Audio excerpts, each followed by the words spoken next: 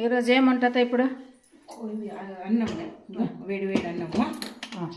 అయితే కొన్ని కొర్రబియ్యం, ఒక స్పూన్ కొర్రబియ్యం, మామూలు బియ్యం. ఇన్నే కొర్రబియ్యం ఒక 6 స్పూన్. ఇగో కొర్రన్నంకి వంకాయ పిసుకుతాను అనమాట, కాలేసినాను.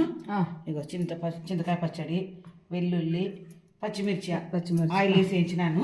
పెరుగు నిన్న ఊరికి పెట్టిన పాలు దండిగా ఉండే.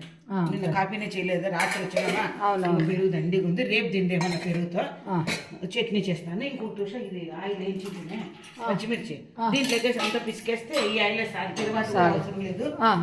బండ్ల మీద కాల్చినా కదా, ఈజీగా వస్తుంది చట్నీ పొట్టు. ఇదే మిక్సీకి చేత్తో పిసికేస్తాను. పచ్చిమిర్చి, వెల్లుల్లి, చింతకాయ వేసి అంత బాడీలో పిసికేస్తే ఎంత ఈజీగా వస్తుంది చెప్పు. అదే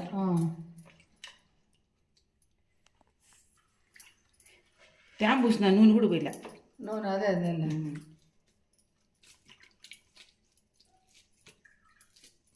తడి పూసినాను.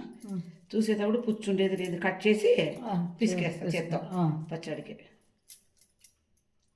ఎంత ఈజీగా వచ్చేసింది. బంగారు మా పాపను చూపించమ్మా. మా పాప పల్లి చేస్తాంది. సాయంత్రం స్నాక్స్ చేసుకోవాలా, పల్లీలు ఉడికేసుకుందాము. ఏం చేస్తున్నావమ్మా? చెప్పు మృదుల. ఏంటది? పప్పు. ఎవరిచ్చినారా?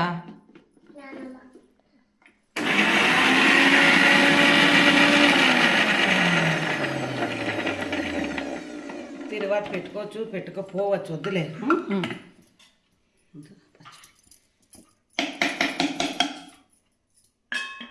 కొంచెం వాటర్ ఇవ్వడుతుంది, తిరగదు కదా లేకపోతే.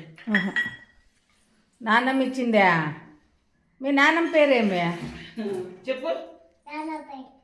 పద్దు నానమ్మ. పద్దు నానమ్మ.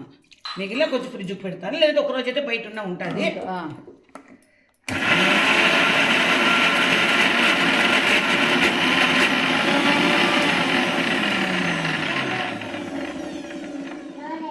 సాల్ట్ వేయలేదమ్మా ఇంకా, దాంట్లోనే ఉంటుంది.